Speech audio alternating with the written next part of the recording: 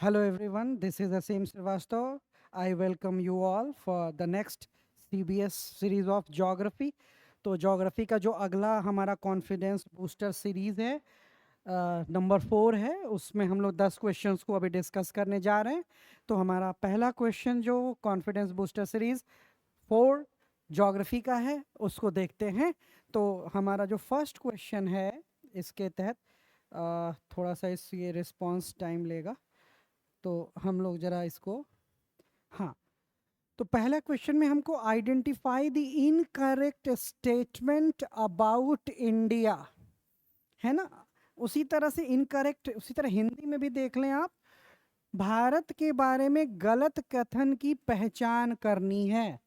तो फिर से हम लोग यहाँ आते हैं, अब जरा हम लोग एक एक करके ABCD जितने सारे स्टेटमेंट्स हैं उसको देखते हैं।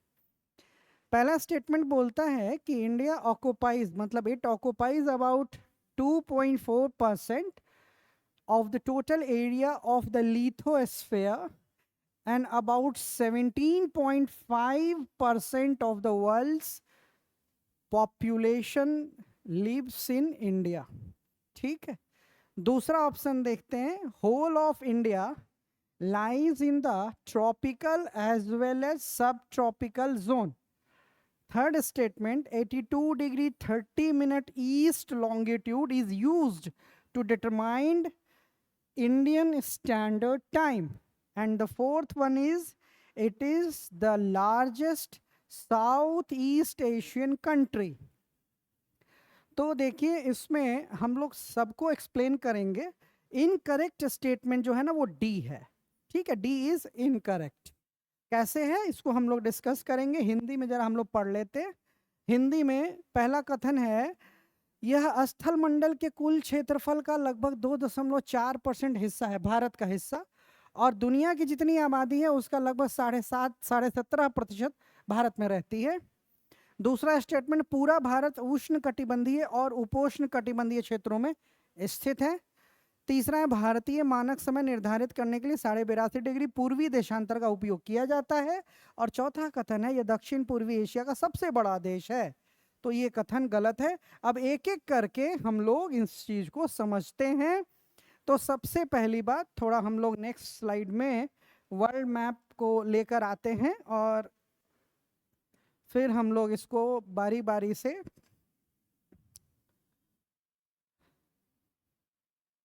हम लोग इसको करेंगे। तो यहाँ वर्ल्ड मैप हमने ओपन कर दिया है नाउ। अब देखिए पहला स्टेटमेंट है कि वर्ल्ड का, एंटायर वर्ल्ड का जो लिथोस्फेयर है, लिथोस्फेयर मतलब जो स्थल मंडल है, ओशन बॉडी का बात नहीं कर रहे, लिथोस्फेयर हाइड्रोस्फेयर का बात नहीं। तो स्थल मंडल का टोटल एरिया है ना, उसका क्वेश्चन बोलता है कि 2.4% of total world's geographical area, वो total world's total lithosphere area का 2.4% इंडिया है। ये सही है। और 2011 सेंसस, अभी 2021 का सेंसस तो 2 साल बाद आएगा, सो हम लोग को ढोना है 2011 के सेंसस को ही हमको ढोना है, और सेंसस बेस्ड क्वेश्चंस आते हैं। तो as per the 2011 census, total world का जितना पॉपुलेशन है उसका 17.5% इंडिया में रहता है। इसलिए पॉपुलेशन लोड जो है, जनसंख्या का दबाव भारत पर बहुत है, क्योंकि सिर्फ दुनिया का 2.4% जमीन रखते हैं, लेकिन दुनिया की 17.5% आबादी हमारे यहाँ रहती है। अब अभी जो हमारा पॉपुलेशन अभी बढ़ा हुआ है, तो ये मान सकते हैं 17.5 to 17.7% of the world's total population India में रहता है। इसीलिए हमारा जो पहला स्टेटमेंट है वो सही है ना। दूसरा स्टेटमेंट क्या है, whole of India lies in the tropical as well as subtropical zone, पूरा भारत उष्ण कटिबंधीय और उपोष्ण कटिबंधीय क्षेत्र में स्थित है। तो अब जरा इसको देखिए, तो जरा हम लोग इसको एक अर्थ का इस तरह से देखिए। तो ये 0 डिग्री हो गया ना, और ये हमारा मान लीजिए 30 डिग्री, और ये फिर ऊपर 60 डिग्री। तो इंडिया का आप लैटिट्यूडनल एक्सटेंशन जानते हैं कि इंडिया ना 8 डिग्री 4 मिनट नॉर्थ, अगर हम इंदिरा पॉइंट को भी ले लें, इंदिरा पॉइंट को भी ले लें तो 6 डिग्री 45 मिनट नॉर्थ, यानी इक्वेटर से हम लोग ऊपर हैं नॉर्दर्न हेमिस्फेयर में, और main land India 8 degree 4 minute north. और ये कौन सा है, हमारा latitudinal extension 37 degree 6 minute north. तो भारत का जो लैटिट्यूडनल एक्सटेंशन है वो 6 डिग्री 45 मिनट नॉर्थ से 37 डिग्री 6 मिनट नॉर्थ। भारत का जो अक्षांशीय विस्तार है वो 6 डिग्री 45 मिनट उत्तरी अक्षांश से लेकर 37 डिग्री 6 मिनट उत्तरी अक्षांश है। और आप जानते हैं कि 23.5 23.5 डिग्री नॉर्थ तक ये जो इलाका है ये ट्रॉपिकल जोन है, यानी उष्ण कटिबंध है। और 23.5 से फिर ये वाला जो 66.5 तक है इसको सब ट्रॉपिकल या टेम्परेट जोन भी बोलते हैं, यानी कि ये उपोष्ण कटिबंध या शीतोष्ण कटिबंधीय क्षेत्र है। तो भारत का तो एक्सटेंशन 23.5 डिग्री से ऊपर 37 डिग्री तक है। इसीलिए आप देखिए ये जो कर्क रेखा है, तो ये वाली जो ट्रॉपिक ऑफ कैंसर है इससे ये इतना इंडिया जो है ये ट्रॉपिकल जोन में, और 23.5 से लेकर फिर ये जो 37.5 37 डिग्री 6 मिनट तक है ये कौन सा, सब ट्रॉपिकल। इसीलिए इंडिया का जो क्लाइमेटिक जोन जो जलवायु कटिबंधों में है भारत, तो भारत का जो अक्षांशीय विस्तार है वो ट्रॉपिकल जोन में भी है और सब ट्रॉपिकल उष्ण कटिबंध में भी है और उपोष्ण कटिबंध में भी है। इसीलिए थर्ड जो सेकेंड स्टेटमेंट है वो भी सही हो जाता है, ये भी सही ये भी सही।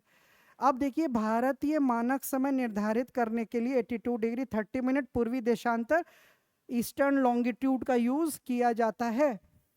तो हम लोगों ने अपने प्रीवियस सीबीएस में इसको डिस्कस किया कि जो इंटरनेशनल स्टैंडर्ड टाइम है वो डिसाइड इससे होता है, ये 0 डिग्री लॉन्गिट्यूड है जिसको हम लोग ग्रेनिच मीन टाइम या प्राइम मेरिडियन लाइन प्रधान याम्योत्तर रेखा या ग्रेनिच मीन टाइम प्रधान मध्याह्न रेखा बोलते हैं। दुनिया में जो भी देश इसके ईस्ट में है, ईस्टर्न हेमिस्फेयर या वेस्टर्न हेमिस्फेयर, तो दुनिया में इस लाइन के जो भी है वो समय के मामले अहेड ऑफ जीएमटी, और जो भी इधर इस वेस्टर्न हेमिस्फेयर में है वो behind GMT as per the time is concern. तो अब किसी भी कंट्री का लॉन्गिट्यूडनल एक्सटेंशन जितना ज़्यादा होगा वहाँ पे उसके यहाँ टाइम में अलग अलग रीजन में डिफरेंस उतना ही ज़्यादा होगा। तो अगर इंडिया का आप लॉन्गिट्यूडनल एक्सटेंशन देशांतरीय विस्तार देखें तो ये 68 डिग्री 7 मिनट पूर्वी ईस्ट है और ये 97 डिग्री 25 मिनट ईस्ट है। घटाएंगे डिफरेंस घटाएंगे अराउंड 29 डिग्री। अब अर्थ रोटेशन करती है, अर्थ क्या करती है 24 आवर्स में 24 घंटे में एक घूर्णन पूरी कर लेती है, एक रोटेशन कंप्लीट करती है। तो 24 घंटे में अर्थ कितना घूम जाती है 360 डिग्री, क्योंकि एक पूरा सर्किल में 360 डिग्री होते हैं। इसीलिए अगर एक घंटे में अर्थ कितना घूमती है रोटेट करती है ऑन इट्स एक्सिस, तो हम लोग इसको अगर डिवाइड कर दें तो हो जाता है 15 डिग्री, है ना। और अगर हम ये तो जान गए कि हमारी अर्थ पृथ्वी जो है एक घंटे में 15 डिग्री रोटेट करती है, और फिर अगर हम ये देख लें कि अर्थ जो है वो 15 डिग्री अगर एक घंटे में यानी 60 मिनट में घूम जाती है, तो 1 डिग्री 60 को 15 से भाग देंगे तो 4 मिनट में, यानी हमारी अर्थ जो है वो 60 मिनट में 15 डिग्री, तो 4 मिनट में 1 डिग्री घूम जाती है। तो अब ये जो 29 ऑलमोस्ट 29 डिग्री का अंतर हो गया, तो 1 घंटा 56 मिनट का अंतर हो, यानी कि लगभग 2 घंटे, यानी पूरे इंडिया को घूमने में रोटेट करने में इतने लॉन्गिट्यूड्स को अर्थ को लगेगा 2 घंटे।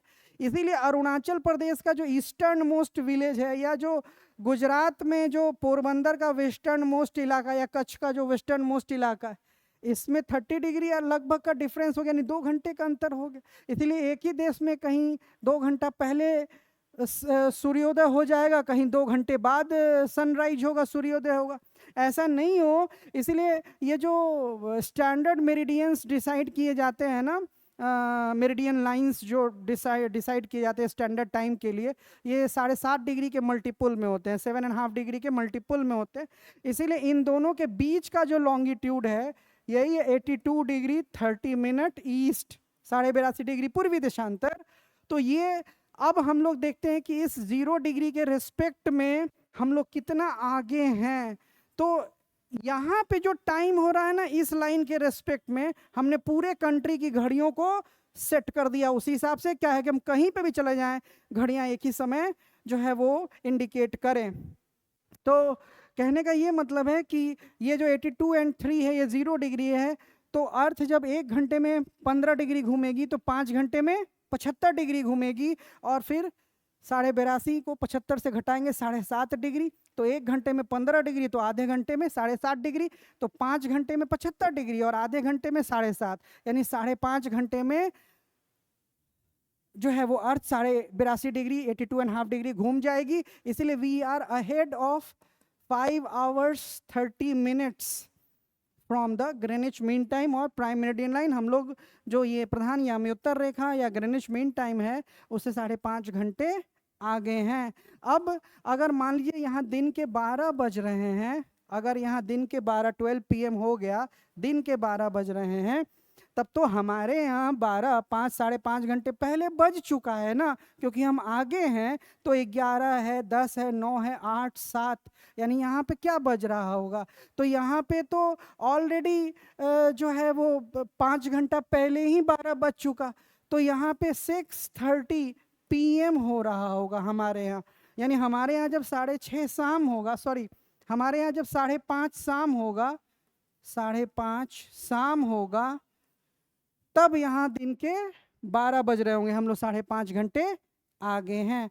तो इस तरह से अब अरुणाचल प्रदेश में भी जो घड़ी है वहाँ पे भी दिखाएगी 5:30, यहाँ पोरबंदर गुजरात में भी जो घड़ी है वो 5:30 ही इस समय दिखाएगी, चाहे वो नॉर्थ हो चाहे साउथ हो, ताकि टाइम मैनेजमेंट अच्छे से हो सके। तो इसीलिए ये सही है कि 82 degree and 30 minute east longitude जो है ना, वो हमारा जो है इंटरनेशनल इंडियन स्टैंडर्ड टाइम को कैलकुलेट करने का लॉन्गिट्यूडनल लाइन है।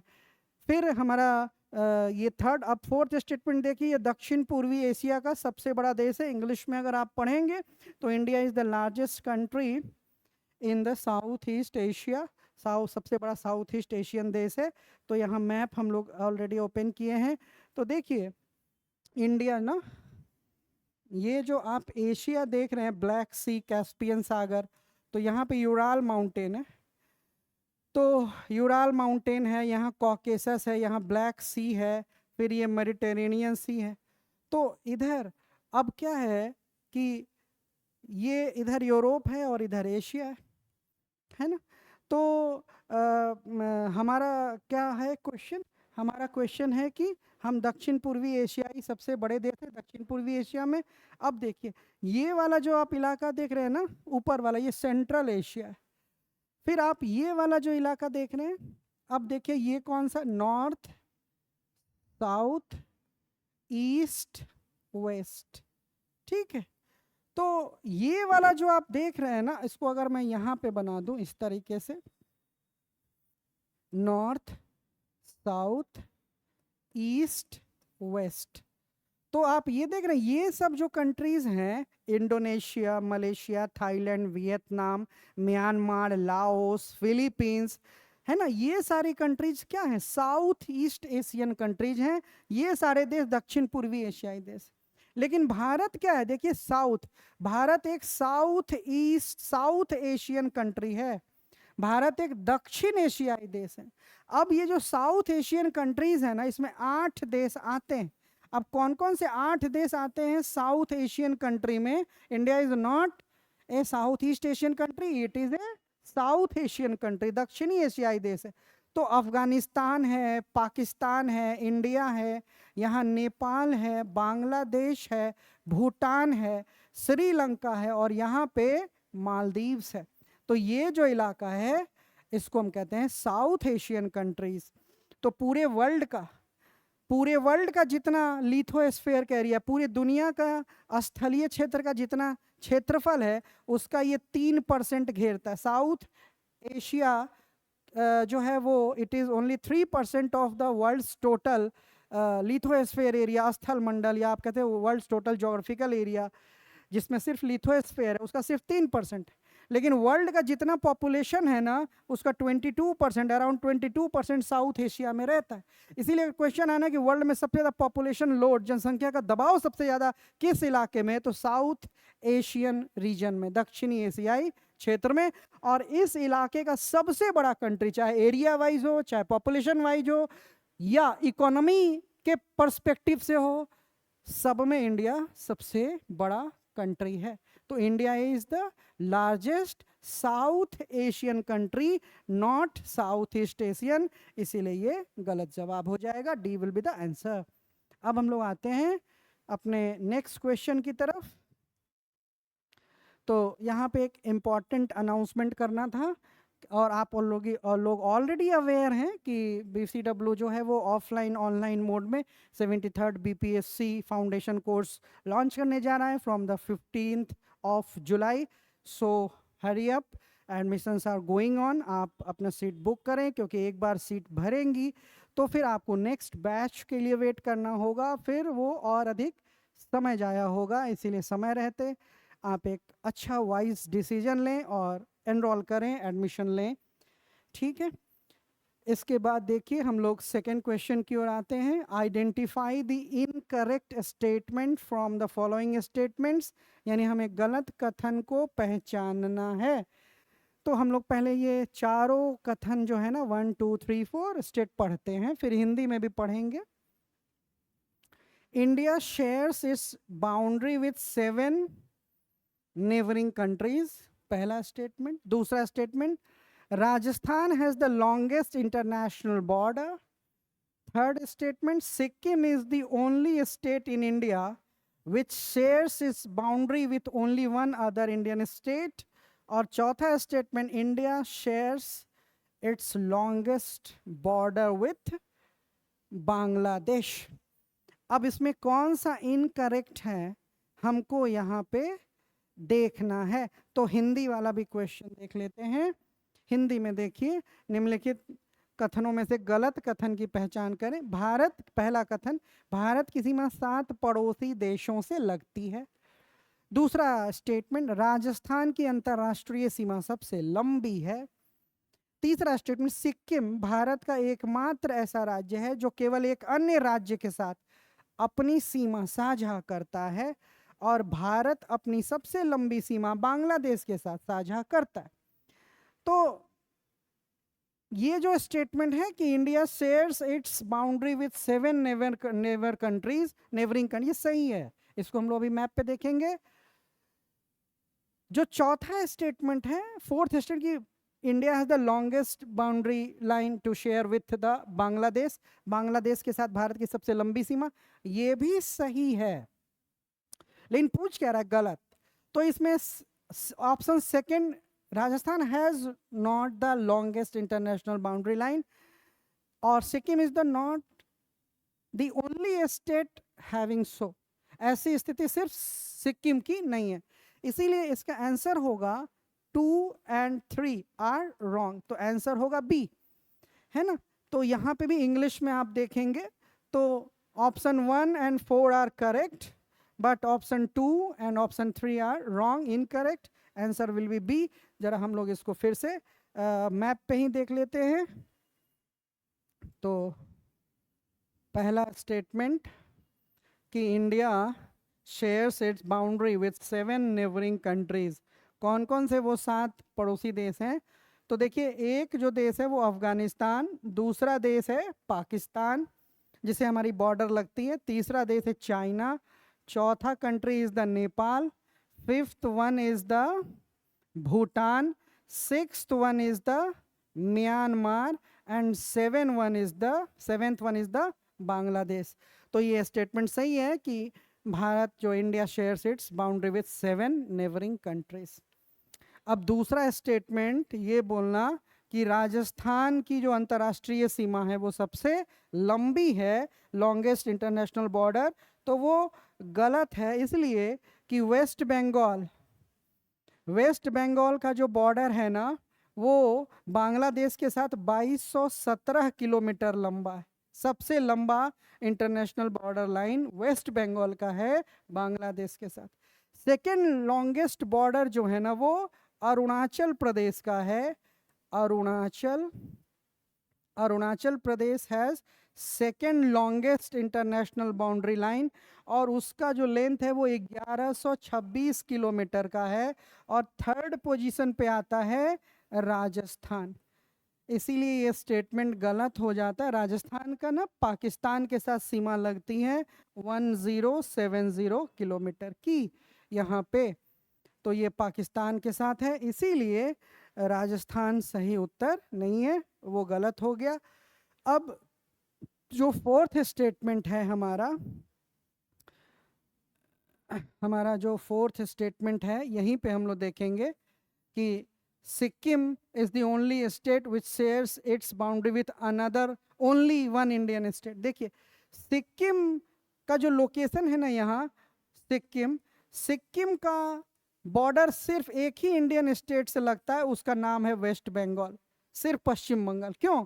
क्योंकि सिक्किम के वेस्ट में नेपाल है, ईस्ट में भूटान है, और नॉर्थ में क्या है, चाइना। तो साउथ में सिर्फ एक ही इंडियन स्टेट से सिक्किम की बाउंड्री लगती है, वो वेस्ट बंगाल। लेकिन ऐसा सिर्फ सिक्किम के साथ में एक और स्टेट है, उसका नाम है मेघालय। अब देखिए मेघालय जो है ना, यहाँ पे है मेघालय।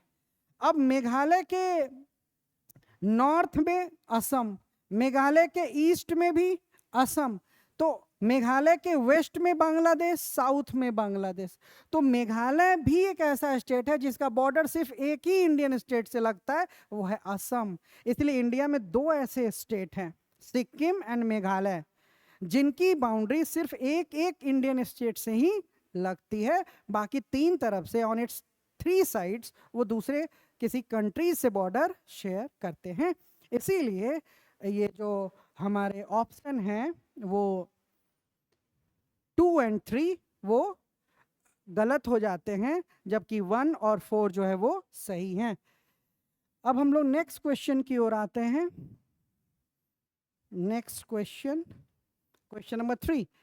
अब जरा इसको देखेंगे। Indian peninsula is a part of a huge land mass, Gondwana land. According to the continental drift theory, the Gondwana land includes। तो इसमें बताया हुआ है कि जो भारतीय प्रायद्वीप है, हिंदी में भी अगर हम पढ़ें कि जो भारतीय प्रायद्वीप है वो गोंडवाना लैंड नामक एक विशाल भूभाग का हिस्सा है। और महाद्वीपीय विस्थापन सिद्धांत के अनुसार गोंडवाना लैंड में और दुनिया का कौन कौन सा कॉन्टिनेंट या हिस्सा शामिल है, ये हमको बताना है इस क्वेश्चन में। तो देखिए अगर हम लोग यहाँ पे फिर से एक मैप हम लोग खोल ले, है ना, इसमें देखिए ये वाला मैप यहाँ देखिए, तो ये बताता है कि आज जो प्रेजेंट डे कॉन्टिनेंट्स हमको अलग अलग 7 कॉन्टिनेंट्स दिख रहे हैं ना, they were united into a one super continent around 25 crore years ago, 250 million साल पहले। आज के जो हमारे सातों महाद्वीप हैं एक महाद्वीप सुपर कॉन्टिनेंट के रूप में सब एक साथ संलग्न थे, यूनाइटेड थे, और उस सुपर कॉन्टिनेंट को कहा जाता था पेंजिया। इसको कहा जाता था पेंजिया। और ये पेंजिया जो है ना, ये जो पेंजिया है, इसके चारों तरफ water body, large water body, it was surrounded by large water body, और इसको पेंथालासा कहा गया था। और फिर कॉन्टिनेंटल ड्रिफ्ट थियरी जो है ना, CDT, जिसको हम लोग महाद्वीपीय विस्थापन बोलते हैं, this theory was propounded by Alfred Wegener. Alfred Wegener जो हैं, उन्होंने महाद्वीपीय विस्थापन सिद्धांत का प्रतिपादन किया कब? 1912 AD, 1912 ईस्वी में। और उन्होंने ही बताया कि आज जो प्रेजेंट डे कॉन्टिनेंट्स हैं वो कभी united as a one super continent, and it was called Pangaea, and it was surrounded by huge water body called Panthalassa. फिर उन्होंने कहा कि इसी 25 करोड़ या 250 मिलियन ईयर्स अगो एक कार्बोनीफेरस एरिया था, कार्बोनीफेरस एरा था, एक बड़ा इपोक था, महायुग था, पेलियोजोइक इपोक। उसी में एक पीरियड आता है Carboniferous period, around 250 million years ago, या 25 करोड़ साल पहले। और उसी समय उन्होंने बताया कि ये जो पेंजिया है ये स्प्लिट होता है, ये टूटता है, और टूटने के कारण जो है एक प्लेट टेक्टोनिक मूवमेंट होता है, और टूटने के कारण जो है ना वो दो डायरेक्शन में, नॉर्थ और वेस्ट डायरेक्शन में शिफ्ट करता है।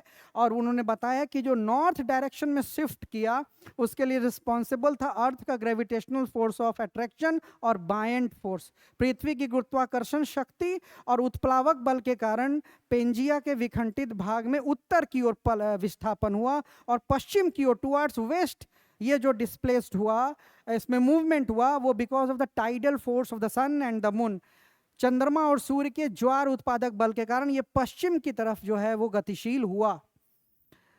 तो अब इसको जो है सफिशिएंट या इसको अब साइंटिफिक थियरी नहीं मानते, लेकिन बाद में एक मोस्ट वाइडली एक्सेप्टेड थियरी आई, प्लेट टेक्टोनिक थियरी, उसने भी ये बताया कि हाँ कॉन्टिनेंट्स मूव कर रहे हैं, लेकिन मूव करने का वो रिस्पॉन्सिबल फोर्स नहीं है जो वेगनर साहब ने बताया।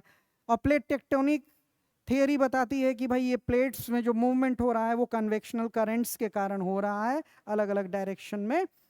तो ये जो थियरी है फिर बताया कि ये दो पार्ट में बट गया, बीच में एक वाटर बॉडी आ गई, और इस वाटर बॉडी को बोलते थे टेथिस सी, और टेथिस सी के ऊपर ये लॉरेंसिया कहलाता था, northern part of the Pangaea, and southern part of the Pangaea was called Gondwana land.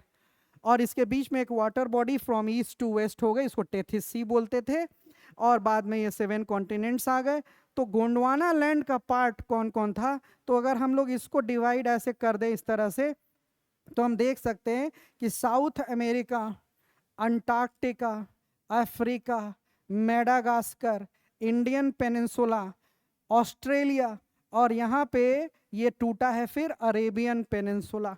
इस तरह से जो गोंडवाना लैंड का पार्ट है वो साउथ अमेरिका, दक्षिण अमेरिका जो है वो गोंडवाना लैंड का हिस्सा है, फिर अफ्रीका गोंडवाना लैंड का हिस्सा है, फिर अंटार्कटिका वो भी गोंडवाना लैंड का पार्ट है, फिर ये छोटा सा आइलैंड टूटा अफ्रीका से Madagascar, it is also a part of Gondwana land. Australia ये भी गोंडवाना लैंड का पार्ट है, ये इंडियन पेनिनसुला भी, और यहाँ पे ये स्प्लिट हुआ तो अरेबियन पेनिनसुला यानी अरब प्रायद्वीप भी गोंडवाना लैंड का पार्ट है। तो इस तरह से अगर हम लोग क्वेश्चन देखें तो इसमें एक ऑप्शन ही है जिसमें अरब प्रायद्वीप लिखा हुआ है। तो देखिए इंडियन पेन, भारतीय प्रायद्वीप, दक्षिण अफ्रीका, ऑस्ट्रेलिया और अंटार्कटिका, अरब प्रायद्वीप। अच्छा इसमें दक्षिण अमेरिका भी मेंशन होना चाहिए, ठीक है। तो अगर दक्षिण अमेरिका नहीं भी मेंशन है, छूट गया है या मुझे देखते इंग्लिश वाले क्वेश्चन में, हाँ तो इसमें क्या है ना कि Indian peninsula, south Africa, Australia, Antarctica, Arabian peninsula, plus इसमें आप जोड़ लेंगे अपने तरफ से, इसमें ये छूट गया है लिखना साउथ अमेरिका भी, तो गोंडवाना लैंड के हिस्सा Indian peninsula, south Africa, sorry south Africa नहीं, पूरा Africa, Australia, Antarctica, Arabian peninsula और साउथ अमेरिका। थोड़ा सा ये हम कह सकते हैं कि प्रिंटिंग मिस्टेक रह गया होगा, टाइपिंग एरर है, नहीं तो ऑप्शन क्या है वो सी इज द करेक्ट आंसर। तो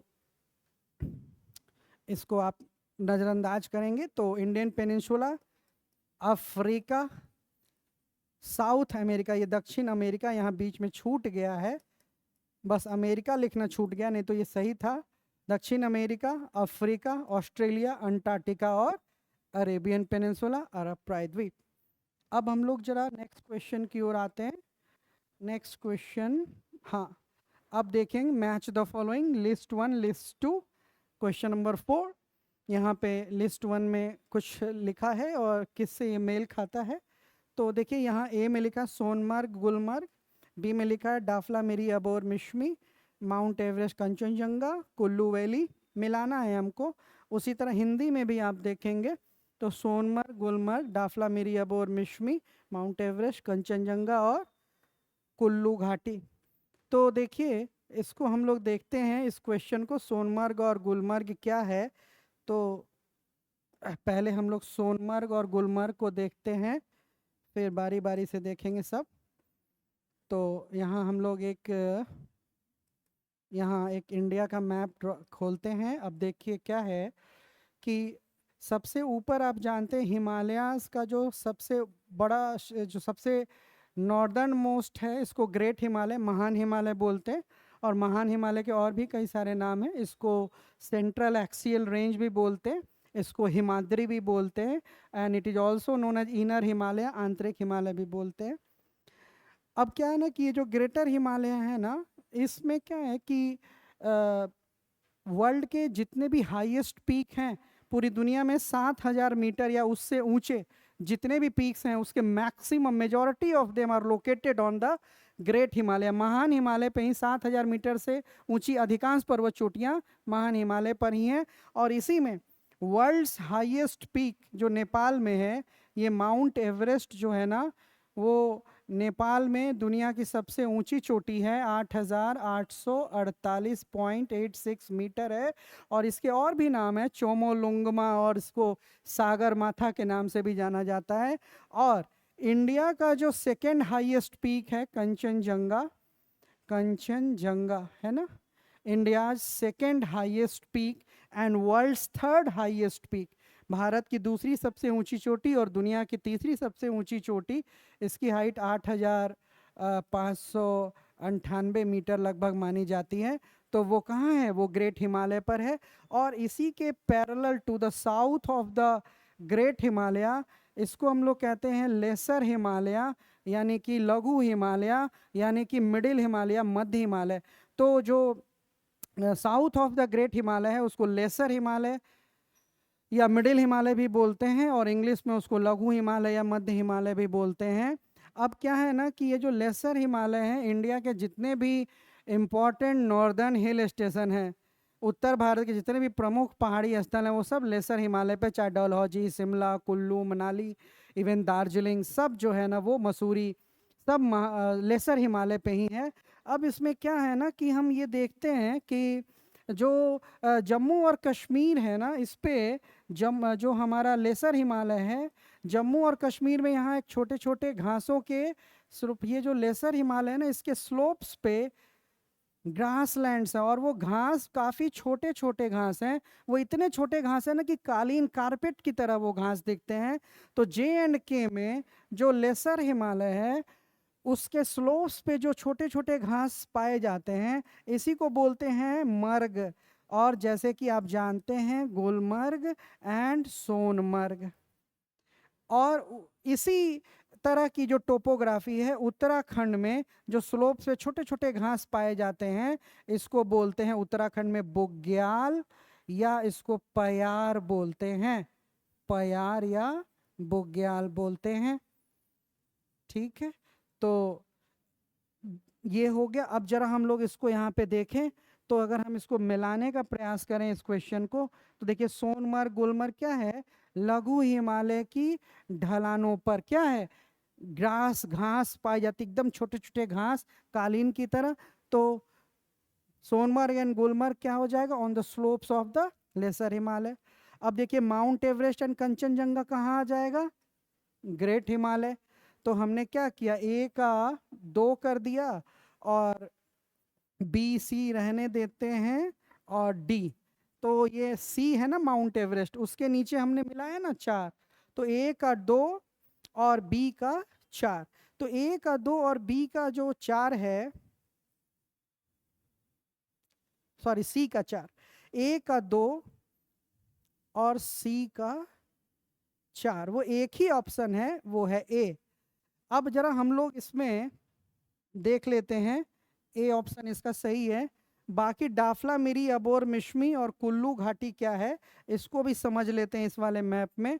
अब देखिए इसी लेसर हिमालय यानी मध्य हिमालय के साउथ में जो रेंज है, इसको हम लोग कहते हैं शिवालिक। अच्छा, शिवालिक का फॉर्मेशन सबसे लास्ट में हुआ है, इसीलिए इसको आउटर हिमालय, बाह्य हिमालय भी बोलते हैं। अच्छा, शिवालिक को जम्मू में जम्मू हिल्स, जम्मू पहाड़ी के नाम से जानते हैं, और शिवालिक को अरुणाचल प्रदेश में डाफला, मिरी, अबोर और मिश्मी। ये D for Dafla, M for Miri, A for Abor and M for Mishmi. तो अरुणाचल प्रदेश में जो ये शिवालिक हिल्स है ना, शिवालिक हिमालय, अरुणाचल प्रदेश में डाफला, मिरी, अबोर, मिश्मी के नाम से जाना है। और इनका सीक्वेंस भी पश्चिम से पूरब यही है। ऐसे क्वेश्चन आया हुआ है कि इनको पश्चिम से पूरब, वेस्ट टू ईस्ट सही सीक्वेंस बताइए। तो डाफला, मिरी, अबोर, मिश्मी। तो इसका संबंध किससे है? शिवालिक से है। और फिर कुल्लू घाटी, तो देखिए ये जो ग्रेट हिमालय हो गया, फिर लेसर हिमालय हो गया ना, और फिर शिवालिक, तो इनके बीच में वैलीज पाई जाती हैं।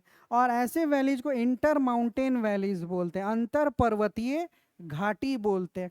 तो अगर हम इसी को आगे एक्सटेंशन कर दें इस तरह से, ये क्या है, ये ग्रेट हिमालय, हमने इसको कर दिया ये ग्रेट हिमालय, उसी तरह ये हमने कर दिया लेसर हिमालय, और ये जो हो गया वो शिवालिक हो गया। तो ये ग्रेट हिमालय, ये लेसर हिमालय और ये शिवालिक। अब क्या है कि अगर मैं यहाँ लिख दूँ ना जम्मू और कश्मीर, J&K, यहाँ पे लिख दूँ हिमाचल प्रदेश, यहाँ पे लिख दूँ उत्तराखंड, और यहाँ पे नेपाल। तो जब आप नीचे से ऊपर जाएंगे ना, तो जम्मू और कश्मीर में लेसर हिमालय और शिवालिक के बीच में यहाँ पर जम्मू वैली है ना, इसको जम्मू दून बोलते हैं। तो जम्मू एंड कश्मीर में शिवालिक और लघु हिमालय के बीच में जम्मू दून है।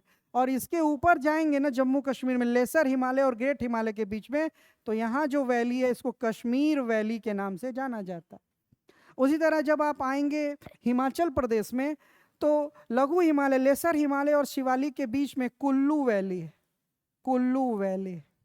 और इससे ऊपर जब आप चढ़ेंगे हिमाचल प्रदेश में, ग्रेट हिमालय और लेसर, महान और मध्य के बीच में, तो यहाँ स्पीति, लाहौल स्पीति बोलते हैं, बहुत खूबसूरत है, लाहौल स्पीति वैली बोलते हैं। उत्तराखंड में जब आप आएंगे तो लेसर और शिवालिक के बीच में ये दून है, दून टोपोग्राफी जैसे कि जम्मू दून है, इसको देहरादून, कोटली दून, पाटली दून बोलते हैं। और इसके ऊपर आएंगे तो वैली ऑफ फ्लावर्स, जो ग्रेट हिमालय और लेसर हिमालय है, इसके बीच फूलों की घाटी है, जिसको चमोली डिस्ट्रिक्ट के नाम से भी हम लोग जानते हैं, चमोली डिस्ट्रिक्ट में। और इधर नेपाल में आएंगे तो ग्रेट और लेसर के बीच में काठमांडू वैली है।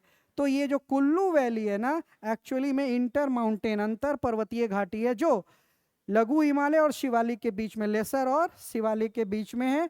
तो यहाँ आप देखें, अब आपका ये क्वेश्चन बन जाता है।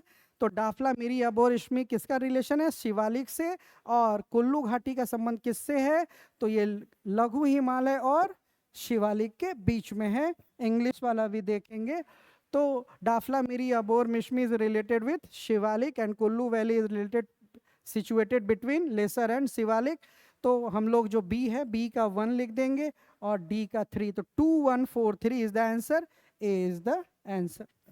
इसके बाद देखिए हम लोग नेक्स्ट क्वेश्चन की ओर आगे बढ़ते हैं। हाँ, अब देखिए ये 5वें नंबर का सवाल है, आइडेंटिफाई द रॉन्ग मैच, गलत मिलान को पकड़ना है। गलत कौन मिला हुआ है? यहाँ बिस्ट दोआब लिखा हुआ है ना, फिर यहाँ पे लिखा हुआ मिडिल गैंगेटिक प्लेन, फिर बांगर प्लेन्स लिखा हुआ है, फिर मियांडर एंड ऑक्सबो लेक, है ना। हिंदी में जरा इसको पढ़ देते, कौन सा गलत मिलान है। तो इधर बिस्त दोआब लिखा है, मध्य गंगा का मैदान, बांगर, विशर्प और गोखुर झील। तो जरा हम लोग इंग्लिश वाले की ओर चलते हैं फिर से, और फिर इसको देखते हैं। देखिए सबसे पहले जरा हम लोग देख लेते हैं बिस्त दोआब कि क्या है। दोआब, दो आब है ना, दो मतलब तो आप समझ ही गए, आब का मतलब होता है रिवर्स। तो मान लीजिए कि ये गंगा रिवर इस तरह फ्लो होती है, ये यमुना मिल गई ना प्रयागराज में, तो इसके बीच में जो ये लैंड हो गया ना, इसको गंगा और यमुना दोआब बोल दिए। उसी तरह से पंज आब, ये जो पंजाब का प्लेन्स है, 5 रिवर्स के बीच में जो आब है ना, 5 दोआब से बना है पंजाब। तो हमारा जो ये पंजाब है, यहाँ पे अगर इंडिया वाला मैप जो हम लोगों ने ऑलरेडी खोला हुआ था, देखिए यहाँ पे क्या है कि ये 5 रिवर्स, अब इंडस की जो 5 ट्रिब्यूटरीज है, यहाँ से ये इंडस रिवर इस तरह से आती है। अब इंडस रिवर के बाद ये यहाँ झेलम, फिर यहाँ से ये रिवर चेनाब, फिर यहाँ से ये रिवर जो है वो रावी, फिर यहाँ ये ब्यास, और इधर से ये सतलज, और इस तरह से मिलते। तो आप देखिए ये एक दोआब, फिर दूसरा दोआब, तीसरा, चौथा, पांचवा, ये 5 दोआब्स हो गए। तो इसमें आप देखिए कि सबसे पहले ये इंडस रिवर यानी सिंधु नदी है, और ये झेलम, जे फॉर झेलम नदी। तो इसके बीच में जो है ना इंडस, इंडस रिवर और झेलम, तो सिंधु और झेलम के बीच में जो दोआब है ना उसको सिंध सागर दोआब बोलते हैं। उसी तरह फिर देखिए ये झेलम है और ये चेनाब रिवर है, तो फिर झेलम और चेनाब के बीच में जो दोआब है इसको चाज दोआब बोलते हैं। और फिर झेलम और रावी, झेलम और रावी के बीच में फिर यहाँ जो दोआब है ना इसको रचना, रचना दोआब बोलते हैं, रचना दोआब। और उस तरह से फिर रावी और ब्यास की ओर आएंगे, फ्रॉम नॉर्थ टू साउथ हम लोग जा रहे हैं, तो ये वाला जो इलाका इसको कहते हैं बारी, BARI, बारी दोआब। और लास्ट में ब्यास और सतलज, ब्यास और सतलज के बीच में जो दोआब है ना इसको हम बोलते हैं बिस्त दोआब। तो इंडिया में जो ये पंजाब में जो बिस्त दोआब है ना इसमें आता है भारत का, पंजाब में अमृतसर, अमृतसर आता है और होशियारपुर आता है, होशियारपुर ऑफ पंजाब। तो क्वेश्चन में क्या दिया हुआ है आप देखिए, क्वेश्चन में दिया हुआ है बिस्त दोआब, रावी और ब्यास, जबकि ये है किसमें, ब्यास और सतलज के बीच में है। इसीलिए ये क्या है, ये इनकरेक्ट मैच है, रॉन्ग मैच है, तो आंसर क्या होगा, वो ए होगा। इसके बाद देखिए ये जो है वो मिडिल गैंगेटिक प्लेन बिहार, तो ये जो है ना ये करेक्ट मैच है और इसको हम लोग कहते हैं मिडिल गैंगेटिक प्लेन। मध्य गंगा का मैदान जो है वो बिहार मध्य गंगा के मैदान के अंतर्गत है, ये गलत है, ये सही है। बांगर का मैदान ये भी सही है, गंगा यमुना दोआब, और ये भी सही है। इसको हम लोग एक्सप्लेन कर लेते हैं। देखिए ये जो गैंगेटिक प्लेन है ना, गंगा का मैदान, जो गैंगेटिक प्लेन्स है गंगा का मैदान, इसको हम लोग बांटते हैं अपर गैंगेटिक प्लेन, ऊपरी गंगा के मैदान में, फिर middle Gangetic plain, middle Gangetic plain, और फिर हम लोग इसको बांटते हैं लोअर गैंगेटिक प्लेन में, लोअर गैंगेटिक प्लेन में बांटते हैं। और अपर गैंगेटिक प्लेन को ना फिर हम लोग इसको हम लोग western UP, western UP plus central UP, पश्चिमी यूपी प्लस मध्यवर्ती यूपी, और इसको बांटा जाता है ईस्टर्न यूपी, पूर्वी उत्तर प्रदेश और बिहार में बांटा जाता है। और ये लोअर गैंगेटिक प्लेन जो है वो वेस्ट बंगाल में है, इसीलिए बिहार आता है मध्य गंगा के मैदान के अंतर्गत। फिर बांगर जो है वो आप इसी वाले इंडिया के मैप को देखें तो ये वाला जो आप इलाका देख रहे हैं यहाँ पे, ये गंगा नदी है इस तरह से, ये गंगा नदी, और यहाँ ये यमुना नदी, ये प्रयागराज में मिलती है। तो आप देख रहे हैं वेस्टर्न यूपी में ये जो पोर्शन आप देख रहे हैं इसको गंगा यमुना दोआब बोलते हैं। तो पूरे नॉर्दर्न एलुवियल प्लेन, पूरे उत्तर भारत के मैदान को आप जानते हैं कि फिर हम लोग इसको भाबर, तराई और जलोढ़, मतलब Bhabar, Terai and alluvial plain में डिवाइड करते हैं, और जलोढ़ को फिर Bangar, Khadar, older alluvial and newer alluvial में सब डिवाइड करते हैं। तो जहाँ फ्लड वाटर रीच नहीं करता, बाढ़ का पानी नहीं पहुँचता, उधर पुरानी जलोढ़ मिट्टी यानी बांगर है। और जिधर बार बार बाढ़ आता है ना, where flood water reach almost every year, वो नई ऑटो रिन्यूअल होता है, खादर है। तो ये वाला जो इलाका है ना, ये पूरा इलाका जहाँ बाढ़ नहीं आती, ऊंचा है। जैसे जैसे उत्तर भारत के मैदान में हम ईस्ट से वेस्ट जाएंगे ना, समुद्र तल से ऊंचाई बढ़ती चली जाती है। अगर उल्टा बोले तो वेस्ट से ईस्ट आने पे ऊंचाई घटती जाती है। यहाँ पे कोलकाता का जो सी लेवल से हाइट है वो 3 से 9 मीटर है। फिर आप इधर आएंगे कोसी सीमांचल में तो लगभग 30 मीटर है।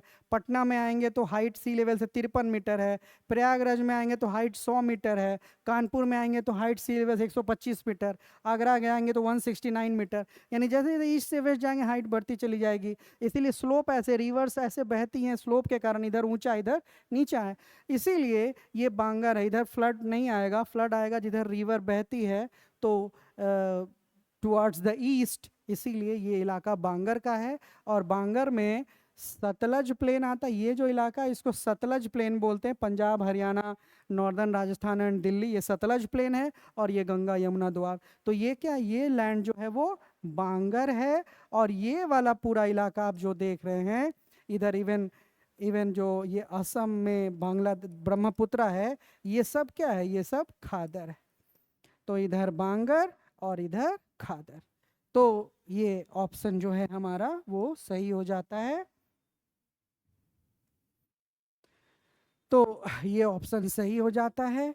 अब क्या है ना, ये जो मियांडर और ऑक्सबो लेक है, तो देखिए जो रिवर्स हिमालय से ओरिजिनेट होती है ना, ये अपने अपर कोर्स में सिर्फ और सिर्फ इरोजनल लैंडफॉर्म्स बनाती है। सिर्फ अपर्दन के कारण बनी स्थलाकृतियाँ बनाती है। जैसे वाटरफॉल्स है, रैपिड्स है, पॉट होल्स है, जलप्रपात है, जलगर्तिका है, या उच्छलिकाएँ हैं, है ना। उसी तरह से जब ये प्लेन्स में आती है ना मैच्योर स्टेज में, तो erosional as well as depositional landforms बनाती हैं। मैदानी क्षेत्रों में नदियाँ अपर्दन सह निक्षेपण से बनी स्थलाकृतियाँ बनाती हैं, जैसे ऑक्सबो लेक है, या जैसे मियांडर्स है, जैसे फ्लड प्लेन्स हो गया, या सैंड बार्स हो गया, या दियारा भूमि हो गई, है ना। चाहे रिवर आइलैंड जैसे माजुली है, वर्ल्ड्स लार्जेस्ट रिवर आइलैंड।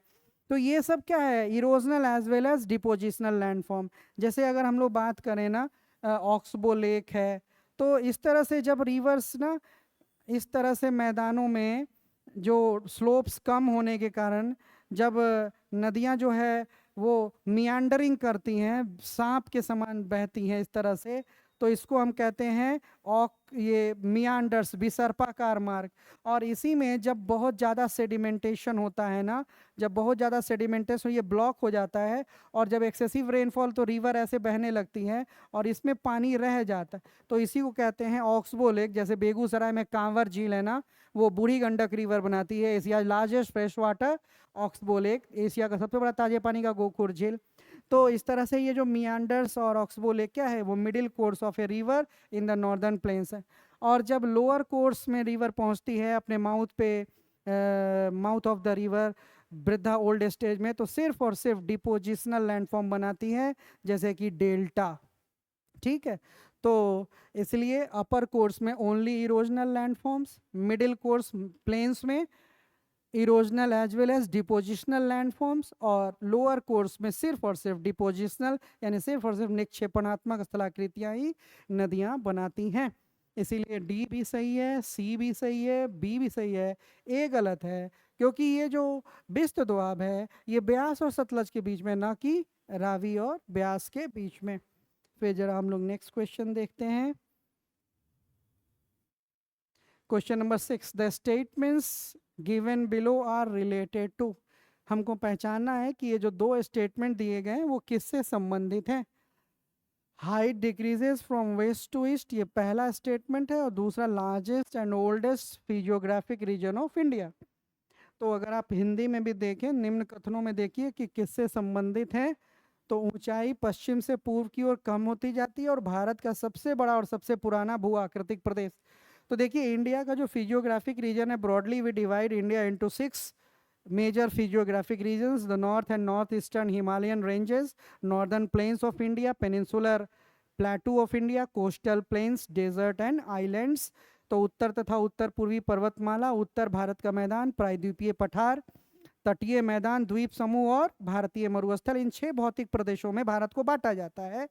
तो हमारा जो पेनिनसुलर प्लेटू है ना, हमारा जो ये पेनिनसुलर प्लेटू है, इस तरह से हमारा जो ये पेनिनसुलर प्लेटू है, ये क्या है, ये इसका स्लोप वेस्ट में ये ऊंचा है, और जैसे जैसे as we move from west to east in the peninsular plateau the height decreases and it is evident by the courses of river. नदियों का जो बहाव मार्ग ये बताता है कि हमारा प्रायद्वीपीय भारत पश्चिम की ओर ऊंचा, और जैसे जैसे पूरब की ओर जाते हैं ऊंचाई कम होती जाती है। जैसे गोदावरी, गोदावरी नासिक के त्र्यंबक प्लेटू से निकलती है और स्लोप को फॉलो करती हुई बे ऑफ बंगाल में वाटर डिस्चार्ज करती है। इवन कृष्णा रिवर भी जो है वो इसी तरीके से वो बे ऑफ बंगाल में जाती है। इवन कावेरी रिवर भी इसी तरह, इवन महानदी भी तो पश्चिम की ओर ऊंचा। और दूसरा, अगर आप इससे नहीं समझ पा रहे हैं कि ये एक बार में कि नहीं, इससे हम नहीं समझ पा रहे हैं क्योंकि इंडिया में तो ऐसे बहुत सारे फिजियोग्राफिक रीजन है जिसका हाइट जो है वेस्ट टू ईस्ट में घटता जाता है, तो जो दूसरा ऑप्शन है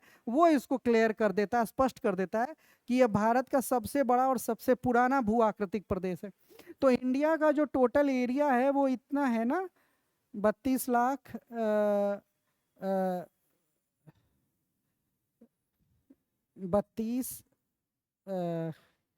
32 लाख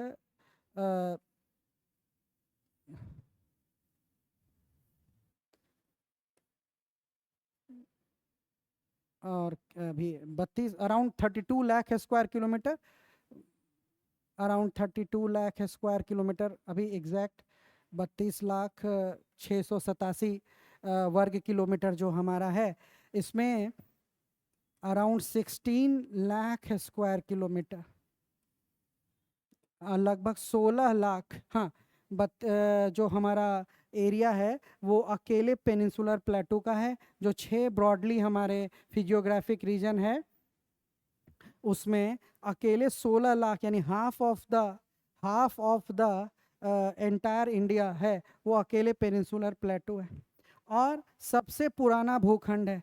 तो मैंने आपको बताया भी था कि इंडिया का जो लैंड फॉर्म्स है ये अलग अलग माउंटेन्स, प्लेटू, प्लेन्स है, ये 5 अर्लीस्ट क्रेटॉन्स से बना है, और ये 5 अर्लीस्ट क्रेटॉन्स वही हैं जो गोंडवाना लैंड के पार्ट थे।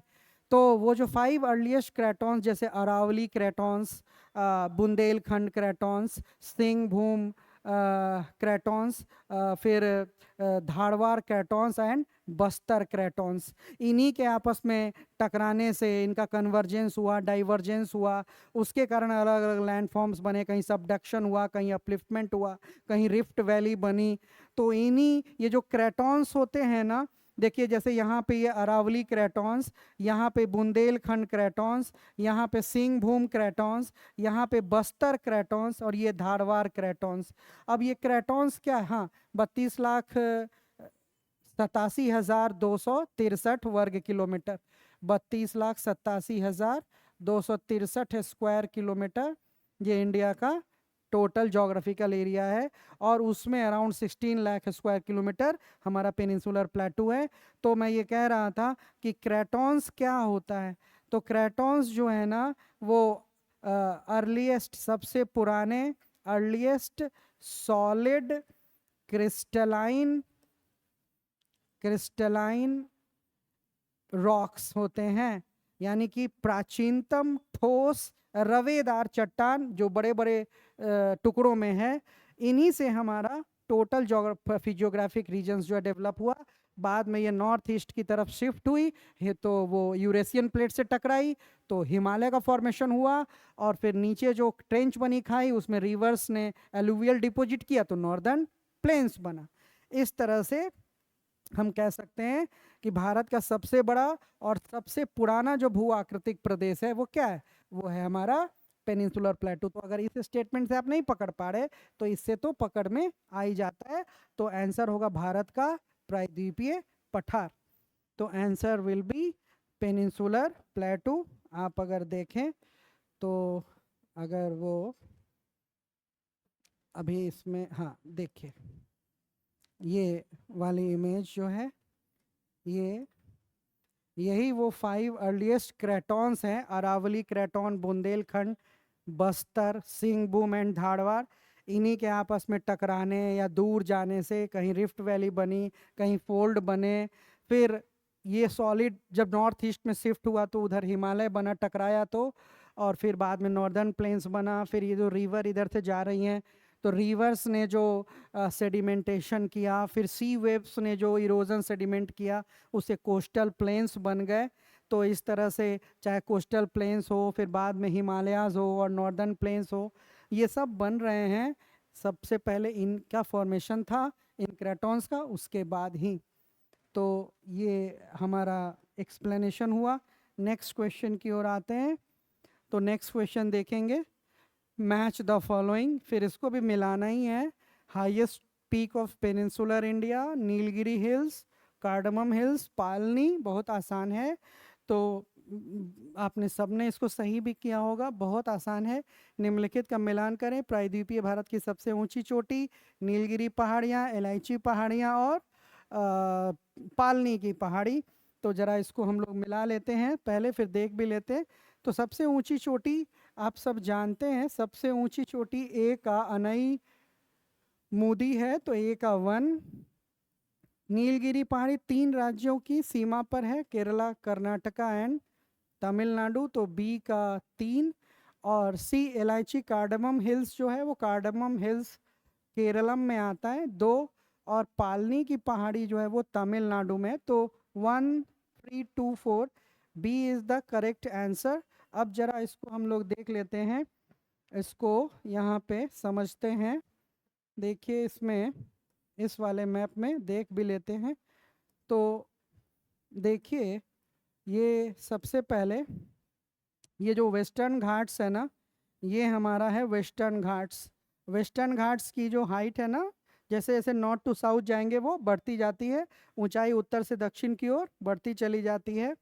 और इसकी एवरेज हाइट 1500 मीटर है और 1600 किलोमीटर इसका लेंथ है। ठीक है, अब देखिए इसमें क्या है ना कि इसकी जो हाईएस्ट पीक है वो, ये जो इसका इलाका है ना, इसको ये गुजरात में जो तापी नदी माउथ है और यहाँ कन्याकुमारी। तो वेस्टर्न घाट्स जो है वो गुजरात में, वेस्टर्न घाट्स गुजरात में फैला है। और गुजरात के बाद देखिए महाराष्ट्र में, महाराष्ट्र के बाद गोवा, गोवा के बाद कर्नाटका, कर्नाटका केरला एंड तमिलनाडु। तो इतने स्टेट हैं, गुजरात, महाराष्ट्र, गोवा, कर्नाटका, केरला एंड केरलम एंड तमिलनाडु। इतने स्टेट्स में ये स्प्रेड है, फैला हुआ है वेस्टर्न घाट्स। और ये जो वेस्टर्न घाट्स है, इसको महाराष्ट्र में सह्याद्री बोलते हैं, सह्याद्री। कर्नाटका और तमिलनाडु में इसको नीलगिरी के नाम से जाना जाता है, it is known as Nilgiri. और केरलम में यहाँ पे ये जो है वो अनई मलई या अन्ना मलाई हिल्स के नाम से जाना जाता है। और नीचे साउथ में ये कार्डमम हिल्स के नाम से जाना जाता है। तो इसकी जो हाईएस्ट पीक है ना वो अनामलाई रेंज में, और यहीं पे है ये अनई मूदी। तो ये जो अनई मूदी है, it is the highest peak of entire peninsular India, जो 2695 मीटर ऊंची है सी लेवल से। ठीक है, दूसरा ये जो नीलगिरी नॉट है ना, ये नीलगिरी की पहाड़ी, यहाँ वेस्टर्न घाट्स और ईस्टर्न घाट्स आकर मिलते हैं। और नीलगिरी की पहाड़ी 3 स्टेट्स के बॉर्डर पर है, कर्नाटका, केरला एंड तमिलनाडु। और इसी वेस्टर्न घाट्स का अनामलाई के पास से तमिलनाडु की तरफ एक ब्रांच निकला हुआ है। तो the eastern extension of the western ghats in Tamil Nadu is known as Palani hills. तो तमिलनाडु में पश्चिमी घाट का जो पूर्वी विस्तार है वो पालनी पहाड़ी के नाम से जाना जाता है।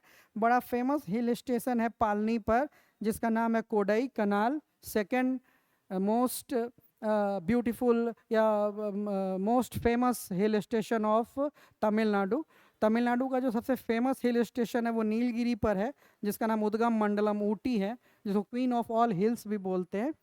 तो इस तरह से आपने ये देखा कि प्रायद्वीपीय भारत की सबसे ऊंची चोटी अनईमुडी, नीलगिरी पहाड़ियाँ 3 राज्यों में, और Palani eastern extension of western ghat Tamil Nadu and cardamom hills सबसे साउथ में, वो केरलम में है। इस तरह से जो ऑप्शन हमारा है बी वो सही होता है। अब जरा हम लोग नेक्स्ट क्वेश्चन की ओर आते हैं।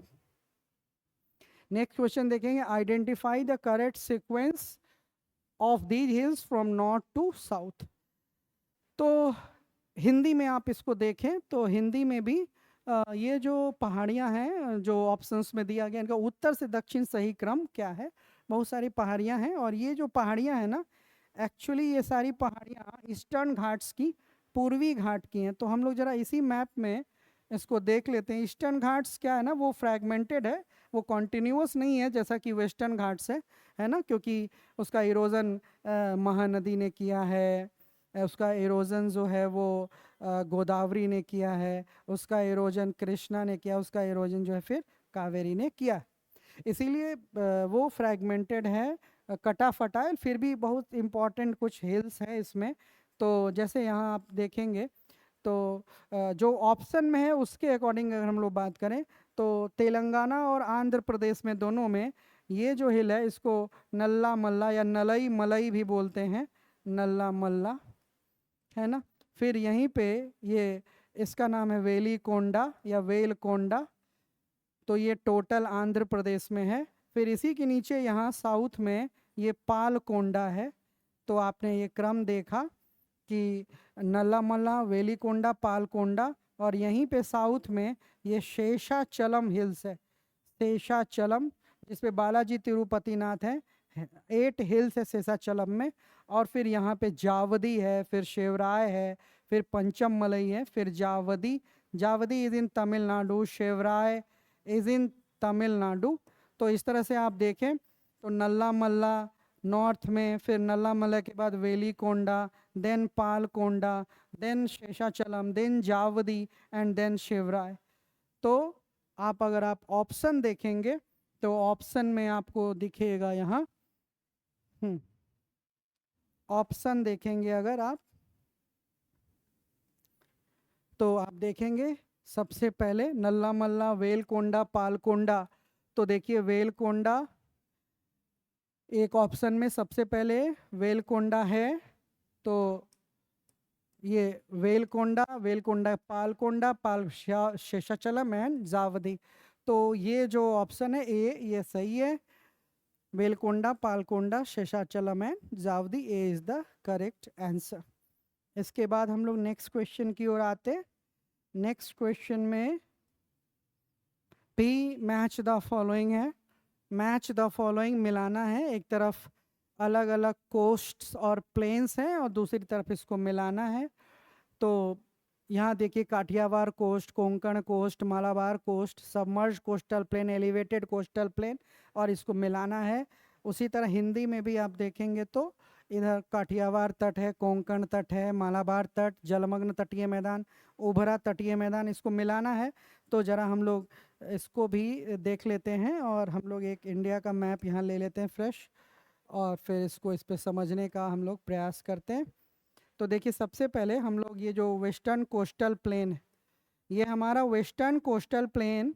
अब यहाँ हम लोगों ने ऑलरेडी डिस्कस किया हुआ है कि यहाँ पे एक घाट है जिसको हम लोग कहते हैं वेस्टर्न घाट्स। तो ये ऑलरेडी हमारा वेस्टर्न घाट्स है। अब वेस्टर्न घाट्स और वेस्टर्न कोस्टल लाइन जो है, इसके बीच में ये जो हमारा पार्ट ऑफ लैंड है, ये वेस्टर्न कोस्टल प्लेन।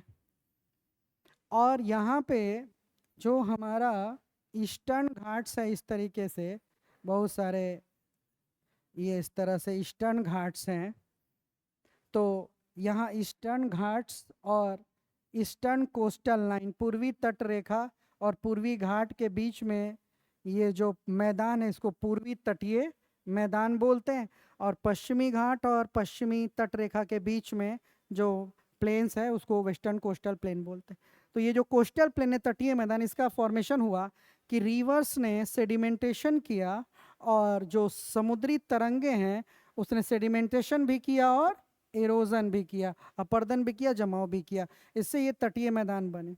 तो ये जो हमारा वेस्टर्न कोस्टल प्लेन है ना, ये गोंडवाना लैंड से स्प्लिट हुआ। स्प्लिट होने के कारण फॉल्ट लाइन के पैरेलल ये पूरा का पूरा टूट कर डूब गया। इसीलिए वेस्टर्न कोस्टल प्लेन है is an example of submerged coastal plane, जल में डूबे हुए तटीय मैदान का उदाहरण है। और ये वेस्टर्न कोस्टल प्लेन जो है गुजरात से लेकर तमिलनाडु तक, ये अलग अलग नामों से जाना जाता है। जैसे ये जो है ना, इसको कच्छ का तट, कच्छ कोस्ट के नाम से जानते हैं। तो इसको काठियावाड़, गुजरात में ये दो नामों से जाना जाता है, Kutch coast and Kathiawar coast. तो महाराष्ट्र में इसको कोंकण कोस्ट के नाम से जाना जाता है। तो गोवा में गोवा कोस्ट एंड कर्नाटका में कर्नाटका कोस्ट या कनारा कोस्ट, और केरलम में इसको मालाबार कोस्ट के नाम से जाना जाता है। ठीक है। अब ये सबमर्ज्ड कोस्टल प्लेन है ना, और ये इंडेंटेड दंतुरित कटा फटा है बहुत ज़्यादा, इस कारण से ये आइडियल सिचुएशन प्रोवाइड करता है सी पोर्ट्स के डेवलपमेंट के लिए, बड़े बंदरगाहों के विकास के लिए अनुकूल परिस्थितियां ये उत्पन्न करता है, क्योंकि ये जल में डूबा हुआ है। जल में डूबने का यहाँ पानी की गहराई, वाटर काफ़ी डीप है, और कटा फटा है ना, गुजरात इस तरीके से है, इस तरीके से कटा फटा है। तो जो भी हाई टाइड्स आते हैं या साइक्लोन्स आते हैं, उनसे ये सीपोर्ट्स बच जाते हैं। इसीलिए आई तो डीप भी है, बड़े बड़े वेसल शिप्स लग जाएंगे, और सेफ भी होते हैं साइक्लोन से। इसीलिए यहाँ पे जितने भी सी पोर्ट्स हैं ना, सिर्फ एक जवाहरलाल नेहरू पोर्ट, जिसको नाहवा सेवा बोलते हैं, अगर उसको छोड़ दे वो आर्टिफिशियल है, तो बाकी सब जो है वो नेचुरल पोर्ट्स है, हार्बर से। चाहे कच्छ का दीनदयाल पोर्ट है, या मुंबई है, या मरमागांव है, या मझगांव डेक है, या न्यू मैंगलोर है, कोचीन है, ये सब नेचुरल है। सिर्फ JLNAP एक आर्टिफिशियल है। और ये क्या है, ये एलिवेटेड, यानी eastern coastal plain is an example of elevated coastal plain, उभरा हुआ है, क्योंकि बड़ी बड़ी rivers Mahanadi, Godavari, Krishna and Kaveri have sedimented a lot, काफ़ी ज़्यादा अवसादों का, एलुवियल्स का यहाँ डिपोजिशन किया है। इसके कारण यहाँ ये जो कोस्टल प्लेन है ये ज़्यादा वाइड भी है इसके कंपैरिजन में, और ये डूबा हुआ नहीं है, एलिवेटेड है। यहाँ आइस एज के बाद यहाँ का सी लेवल नीचे हो गया था, तो ये काफ़ी ऊंचा, और चूंकि रिवर्स ने यहाँ हेवी सेडिमेंटेशन भी किया, तो ये एलिवेटेड उभरा हुआ है, चौड़ा भी है। यहाँ जल की, वाटर की गहराई, जो वाटर का जो डेप्थ है वो भी काफ़ी कम है इन कंपेरिजन वेस्टर्न कोस्ट। इसीलिए, और यहाँ कॉन्टिनेंटल शेल्फ जो है, महाद्वीपीय महाग्न तट 500 किलोमीटर आगे तक है, इसलिए it is not ideal for the development of large ports, but we have some of large ports over here also. और यहाँ पे सिर्फ विशाखापट्टनम जो आंध्र प्रदेश में, वो एक नेचुरल है, बाकी सब आर्टिफिशियल है, जो बनाया गया है, मैन मेड है।